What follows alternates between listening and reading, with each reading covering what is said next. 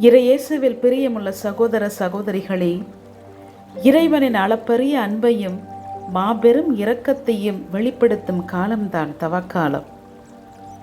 அருளின் காலமாகிய தவக்காலத்திலே தந்தையின் மீதான இயேசுவின் அன்பையும் இயேசுவின் மீதான தந்தையின் அன்பையும் முழுமையாக இன்றைய நற்செய்தி நமக்கு எடுத்துரைக்கிறது. இயேசு தன் வார்த்தைகளை கேட்டு தன்னை அனுப்பியவரை நம்புவோருக்கு நிலை வாழ்வு நிச்சயம் கிடைக்கும் என்றும் அவர்கள் தண்டனை தீர்ப்பு பெறமாட்டார்கள் என்று நிலை வாழ்வை உரிமையாக்கும் வழிகளை நமக்கு கற்றுத்தருகிறார். மேலும் தந்தையின் விருப்பத்தை நிறைவேற்றுவதே தமது லட்சியம் என்பதை மிக அழகாக எடுத்துரைத்திருக்கிறார். ஆம் பிரியமானவர்களே, யோவான் நற்செய்தி 5:17 முதல் 30 வரையுள்ள வசனங்களில் தந்தைக்கும் மகனுக்குமான உறவை பற்றி தெள்ளத் தெளிவாக எடுத்துரைக்கப்பட்டுள்ளது.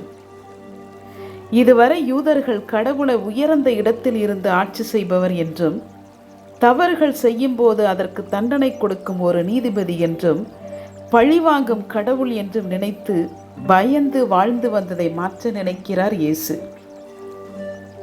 எனவேதான் இன்றைய நற்செய்தியில் இறைவனை தந்தை என்று 10 முறை அழைத்து இறைவன் தண்டனை கொடுக்கும் கொடூரமானவர் அல்ல, மாறாக நம்மை அன்பு செய்யும் பாசமிகு தந்தை என்றும் வாழ வைக்கும் கடவுள் என்றும் நமக்கு தெளிவுபடுத்துகிறார். தனது வார்த்தைகளை கேட்டு தந்தையையும் அவரது அன்பையும் நம்புமாறு நமக்கு அழைப்பு விடுக்கிறார். இறைவன் மீது ஆழ்ந்த நம்பிக்கை கொள்ளவும் அதன் வழியாக நிலை வாழ்வை பெறவும் நம்மை அழைக்கிறார். அன்பார்ந்தவர்களே, இறைவனை நாம் எப்படி பார்த்து கொண்டிருக்கிறோம்? தந்தையாகவா, தாயாகவா, சகோதரனாகவா, நண்பனாகவா, அல்லது நமது செயல்களுக்கு தகுந்தவாறு நம்மை நடத்தும் நீதிபதியாகவா? எவ்வாறு இறைவனை நாம் பார்க்கிறோம், உணர்கிறோம்?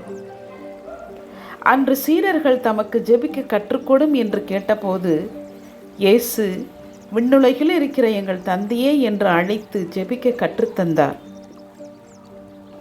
தந்தை பிள்ளைகளுக்கு நன்மைகளை மட்டுமே செய்வார் என்றும் தீமைகளை ஒருபோதும் செய்ய மாட்டார் என்பதை, உங்களுள் எவராவது ஒருவர் அப்பத்தை கேட்கும் தம் பிள்ளைக்கு கல்லை கொடுப்பாரா?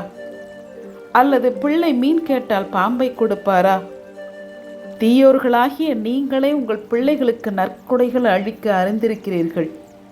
அப்படியானால் விண்ணுலகில் உள்ள உங்கள் தந்தை தம்மிடம் கேட்போருக்கு இன்னும் மிகுதியாக நன்மைகள் அளிப்பார் அல்லவா என்று பிள்ளைகளுக்குரிய வாஞ்சையோடு தந்தையிடம் அனைத்தையும் கேட்டு பெற்றுக்கொள்ள நமக்கு உரிமையும் உறவையும் தருகிறார்.